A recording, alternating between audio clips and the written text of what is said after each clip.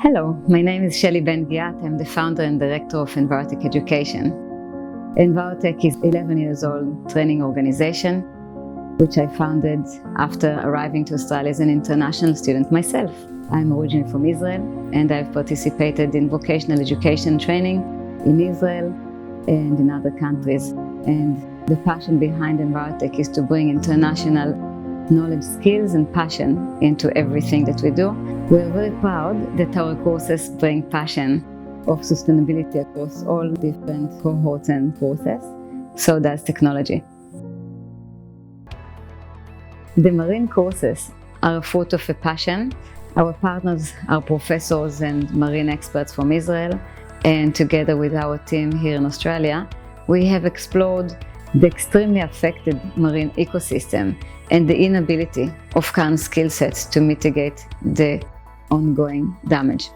We've identified that the marine conservation and restoration sector present a glass ceiling with the lack of vocational education where indigenous communities, fishermen, and other similar coastal community members were unable to participate in marine habitat conservation restoration in their affected areas. Currently, the marine industry is predominantly available for students that have graduated from universities with bachelor, masters, or PhDs. Therefore, local communities, remote and islanders, have lesser ability to connect with marine studies. And the long duration of bachelors and masters may not even allow for graduates to meet those habitats that are now diminishing so quickly, with bleaching events year after year, affecting our precious environment, such as the Great Barrier Reef, the largest living organism in the world, being affected by over 60% collapse in less than 3 years. The goal is to quickly create a new workforce that already is connected to the oceans by living in island areas and being fishermen.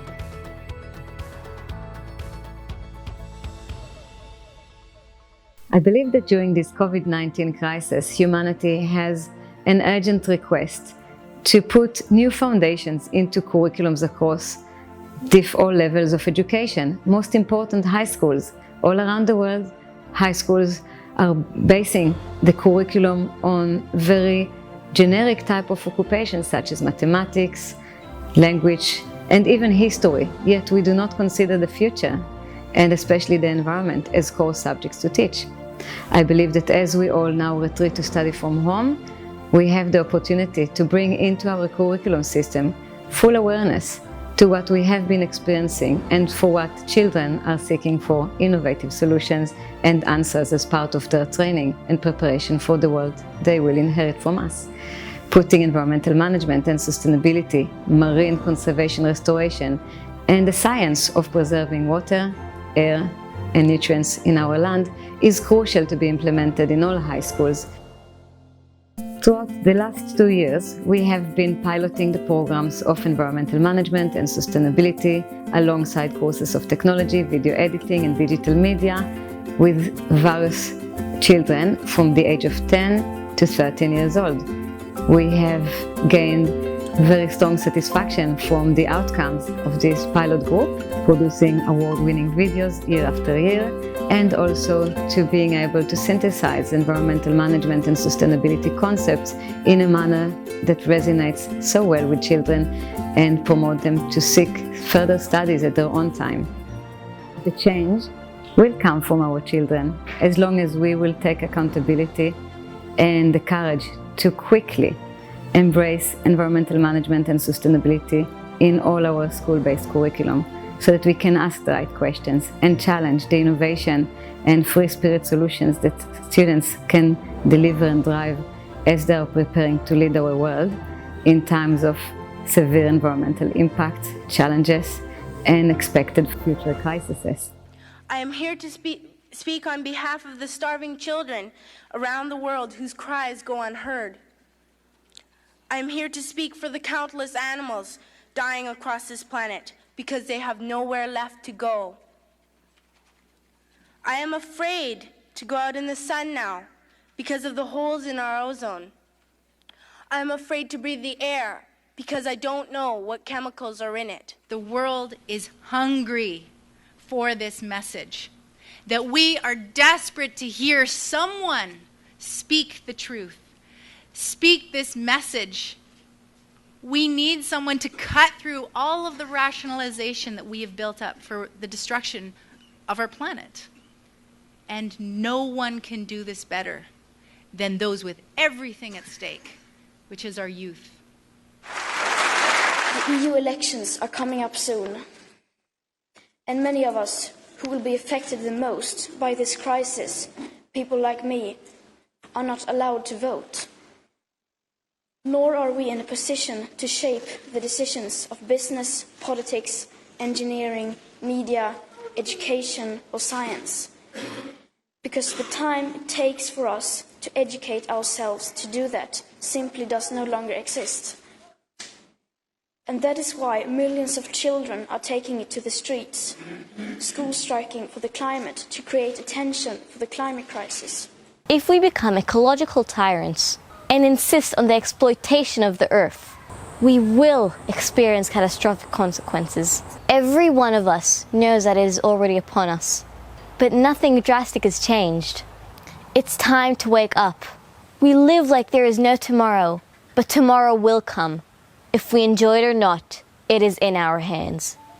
It is my belief that children from all ages should have these subjects included in their training, from daycare all the way to primary and high school. Yet in high school, especially these years, we have the responsibility to act swiftly and professionally to bring environmental management and sustainability into the curriculum, as our young graduates will soon be in a workforce that is scarred from the COVID-19 virus and have to learn how to redevelop itself in a manner that supports nature. I believe that education providers in Australia and internationally have now responsibility and extraordinary opportunity to rethink the core values behind our education and how they connect to the world around us. Both matter and spirit have to be addressed when we look at the decade which we have entered into with droughts, fires, floods, and COVID-19.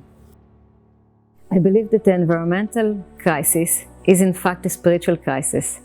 I've invested my passion in the latest years in ecotheology. I've learned that many faiths have delivered various frameworks that discuss environmental management and sustainability on an ethical, spiritual value. We have been experiencing and ignoring an ongoing challenge to choose between right and evil. It is a daily quest when we go to the supermarket, when we reach our hands towards products that are polluting, have a very high footprint value chain costs, and yet we choose them over and over again simply because they are cheaper and because we decide to put aside the knowledge of our choices outcome towards the natural environment and the condition of the earth. Addressing the environmental issue as spiritual issue will assist humanity to overcome its needs for immediate satisfaction from unnecessary products and the ignorance of the price, the ecological price, which is connected to the various products that we consume blindly and without a second thought every day. It is necessary that we take into our home a new accountability and new ethical standards in how much waste we produce, in how much energy we consume, and what we really need to live a healthy life. Thank you.